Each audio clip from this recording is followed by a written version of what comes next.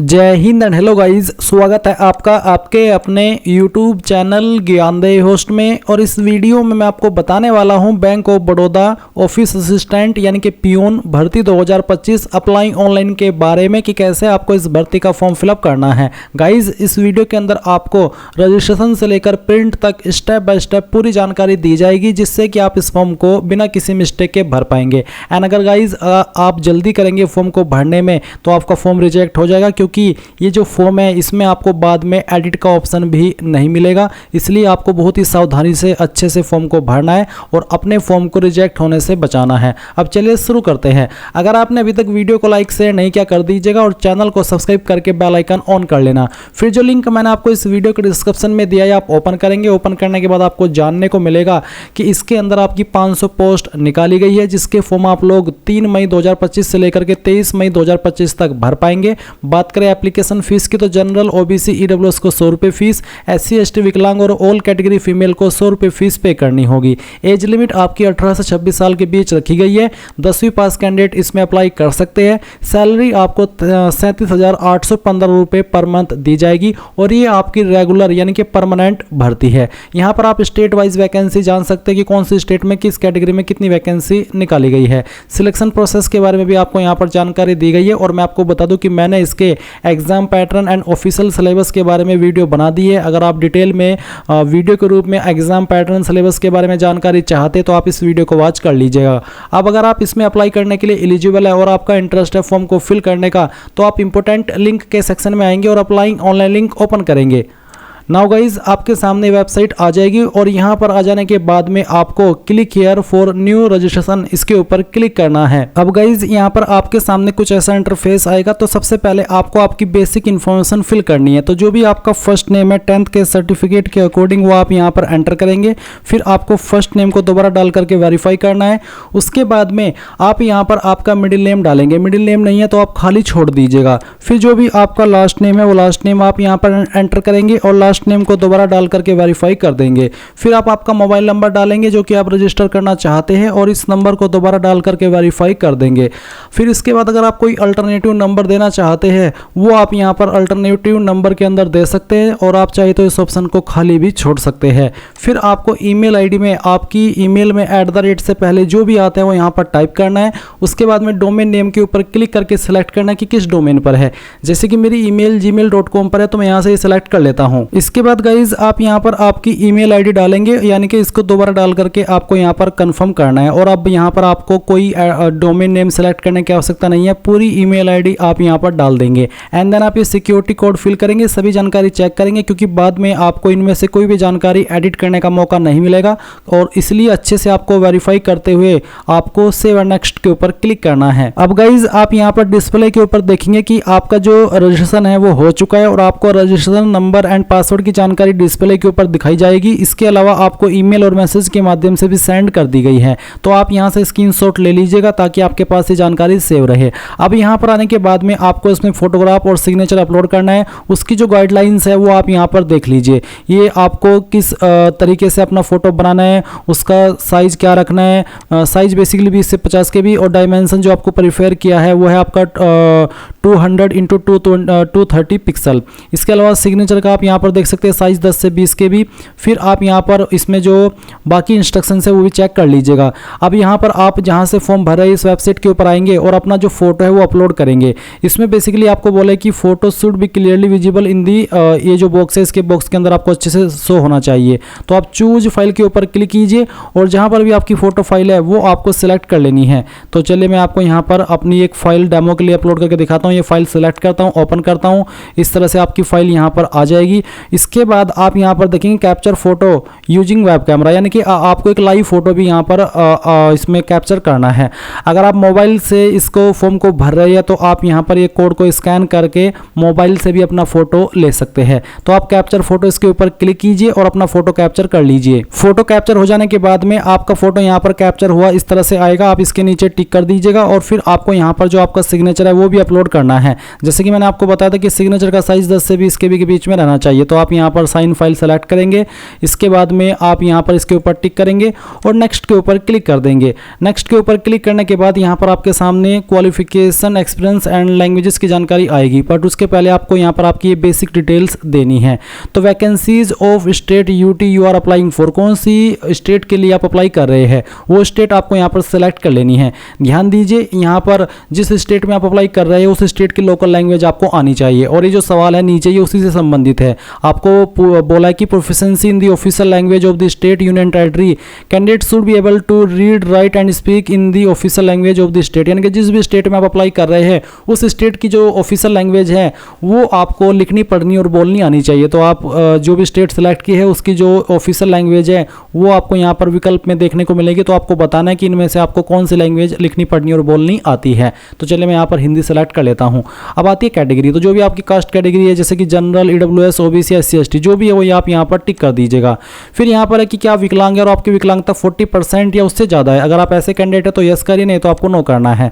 जो कैंडिडेट विकलांग है और इसमें यस करेंगे तो फिर उनको बाकी के सवालों का आंसर करना है। एक और सवाल विकलांगता से जुड़ा हुआ है जो कि are you a person with specified disability covered. Basically ये जो RPWD एक्ट है इसके अकॉर्डिंग अगर आप लिखने में असमर्थ हैं, आपको स्क्राइब चाहिए, आप ऐसे कैंडिडेट हैं तो आप इसमें यस करेंगे। अगर आप ऊपर वाले की दया से, प्रभु की दया से आप बिल्कुल ठीक है तो आप इसमें नो कर दीजिएगा।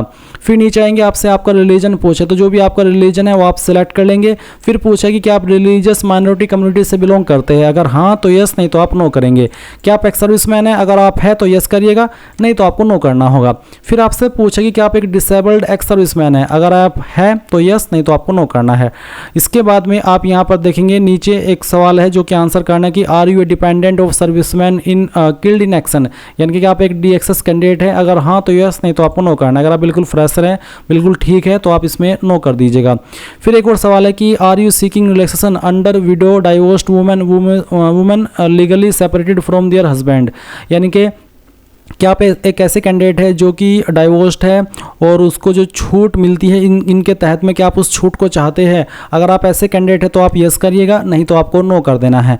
नेशनलिटी के अंदर आप यहाँ पर इंडियन सेलेक्ट कर लेंगे। सेंटर ऑफ एग्जामिनेशन के अंदर आपको यहाँ पर बताना है कि आप इनमें से किस लोकेशन में अपना एग्जाम सेंटर रखना चाहते हैं, तो यहाँ पर आपकी चॉइस के अकॉर्डिंग सेलेक्ट कर लीजिएगा। फिर kindly indicate medium of paper in examination, किस लैंग्वेज के अंदर आप अपना पेपर देना चाहते हैं, English and Hindi, English and Urdu. तो जो भी लैंग्वेज आप यहाँ पर सेलेक्ट कर लेंगे फिर इसी लैंग्वेज में आपको आपका पेपर देना होगा, इसलिए अच्छे से सोच समझ कर ही यहाँ पर ये लैंग्वेज सेलेक्ट करना। अब आपको आपकी डेट ऑफ बर्थ बतानी है, पहले डेट सेलेक्ट कीजिए, फिर यहाँ पर आपका मंथ और उसके बाद में जो भी आपका ईयर है वो आप यहाँ पर सेलेक्ट कर लीजिएगा। गाइज मैं आपको बता दूँ कि बीते कल मेरा बर्थडे था, वैसे ही बता रहा हूँ क्योंकि आप यहाँ पर देख सकते हैं 2 मई और जो ईयर है बर्थ का वो भी यहाँ पर मेंशन है। इसके बाद गाइज आप यहाँ पर देखेंगे जेंडर, तो जो भी आपका जेंडर है वो आप सिलेक्ट कर लीजिएगा। फिर आपसे पूछेगी क्या आप जुड़वा भाई बहन है, अगर आप जुड़वा भाई बहन है तो यस, नहीं तो आप नो कर दीजिए। अगर आप है तो यस करने के बाद में आपको आपके जुड़वा का नाम भी बताना होगा और उसका जेंडर भी बताना होगा। फिर मैरिटल स्टेटस, जो भी आपका स्टेटस है वो आप यहाँ पर सिलेक्ट कर लीजिएगा। इसके बाद गाइज यहाँ पर जो भी आपका फादर नेम है वो भी आपको 10th के सर्टिफिकेट के अकॉर्डिंग यहाँ पर एंटर करना है। एंड देन जो आपकी माताजी है उसका नाम आप यहाँ पर डालेंगे।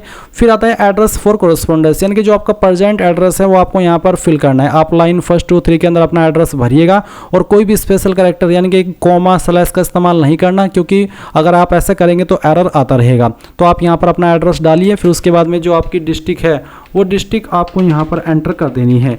ये एंटर करने के बाद में आप यहाँ पर आपकी स्टेट सेलेक्ट कर लेंगे और फिर जो भी आपका पिन कोड है वो आपको यहाँ पर डाल देना है।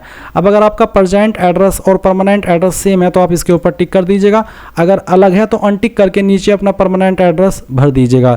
फिर choose the address for GST invoicing, यानी कि किस एड्रेस के ऊपर आप अपनी एप्लीकेशन फीस की जो स्लिप है वो भेजना चाहते हैं या भिजवाना चाहते हैं वो आप यहाँ पर सिलेक्ट कर लेंगे। फिर आप नीचे आएंगे और सेव एंड नेक्स्ट के ऊपर क्लिक करेंगे। अब आपके सामने यहाँ पर क्वालिफिकेशन, एक्सपीरियंस और लैंग्वेजेस का सेक्शन आ चुका है। तो गाइज यहाँ पर आप आएंगे और सबसे पहले 10वीं की इन्फॉर्मेशन भरेंगे। 10वीं आपने किस डेट में पास की है वो डेट आपको यहाँ पर सिलेक्ट करनी होगी, इस तरह से जैसे कि मैं आपको सिलेक्ट करके दिखा रहा हूँ। ये सिलेक्ट करने के बाद में आपको आपकी परसेंटेज बतानी है। अगर आपके नंबर CGPA के अंदर है तो आप उनको परसेंटेज में कन्वर्ट करके यहाँ पर फिल करेंगे। क्लास आपकी क्या थी, फर्स्ट, सेकंड या फिर पास। जिनके 60+ परसेंटेज होते हैं वो फर्स्ट क्लास में आते हैं और जिनके 45 से लेकर के 59 के बीच में रहते हैं वो सेकंड और जिनके 33 से लेकर के 45 के बीच में रहते हैं वो पास क्लास में आते हैं।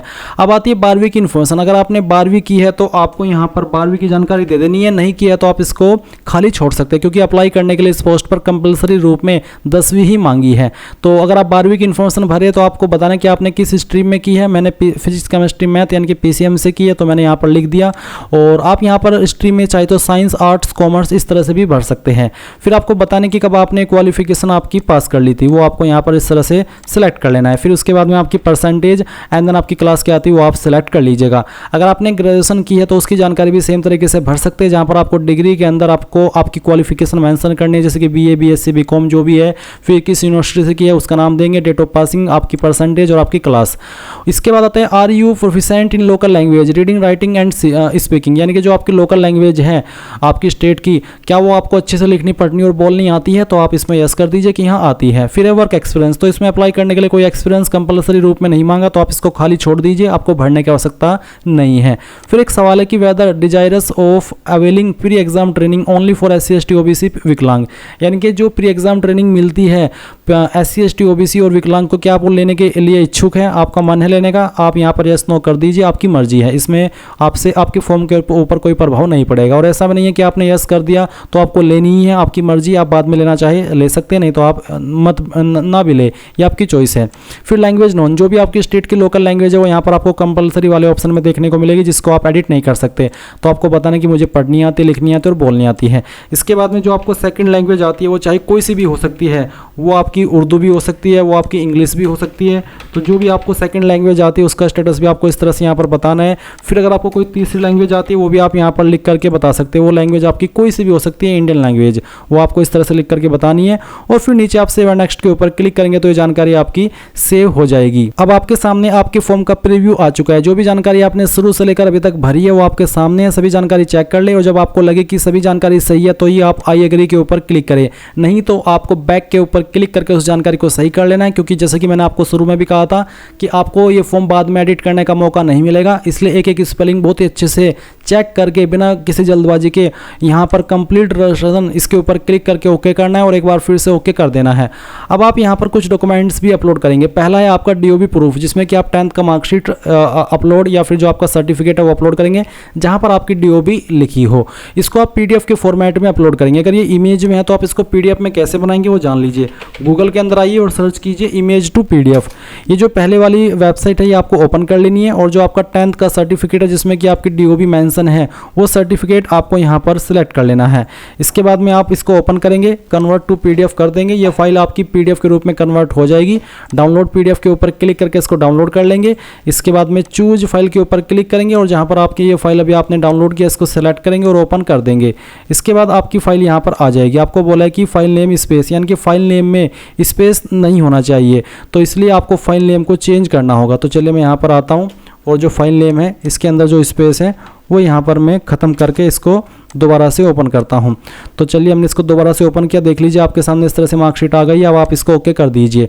अब आप यहाँ पर एजुकेशनल सर्टिफिकेट में रिलेवेंट मार्कशीट सर्टिफिकेट अपलोड करेंगे और साथ ही all educational certificate should be scanned in single PDF, यानी कि जो भी आपके सर्टिफिकेट है, चाहे वो आपके 10वीं की मार्कशीट है, सर्टिफिकेट है, अगर अलग अलग है तो अलग अलग, 12वीं का मार्कशीट सर्टिफिकेट है, या फिर जो भी क्वालिफिकेशन की जानकारी आपने भरी है, जो भी आपके सर्टिफिकेट है वो आपको सिंगल PDF के रूप में अपलोड करना होगा। आप इसी वेबसाइट का इस्तेमाल करके जो भी आपकी फाइल है 10वीं 12वीं की मार्कशीट है वो आपको यहाँ पर सभी सिलेक्ट कर लेनी है। इस तरह से 3-4 सर्टिफिकेट जो भी है आपके वो आप सिलेक्ट कर लीजिएगा, ओपन कीजिएगा, फिर कन्वर्ट टू PDF कीजिएगा। मैं आपको डेमो के लिए करके दिखा रहा हूँ। और फिर डाउनलोड PDF के ऊपर क्लिक करके आप इसको डाउनलोड कर लेंगे एंड देन फिर आप यहाँ पर आएंगे और इस फाइल को भी इस तरह से सिलेक्ट कर लेंगे। देन गाइज आप यहाँ पर देखेंगे कास्ट कैटेगरी सर्टिफिकेट, यानी कि जो आपका कास्ट सर्टिफिकेट है वो आपको अपलोड करना है और ये आपका सेंट्रल का होना चाहिए, क्योंकि ये आपकी जो वैकेंसी है बैंक ऑफ बड़ौदा की सेंट्रल के अंतर्गत रखी गई है। तो आपका जो कास्ट कैटेगरी सर्टिफिकेट है वो आप यहाँ पर अपलोड करेंगे। इसको भी आपको PDF के रूप में ही अपलोड करना है। इसके बाद गाइज आप यहाँ पर सिक्योरिटी कोड डालेंगे और सेव एंड नेक्स्ट के ऊपर क्लिक करके यहाँ से ओके कर देंगे। ओके करने के बाद में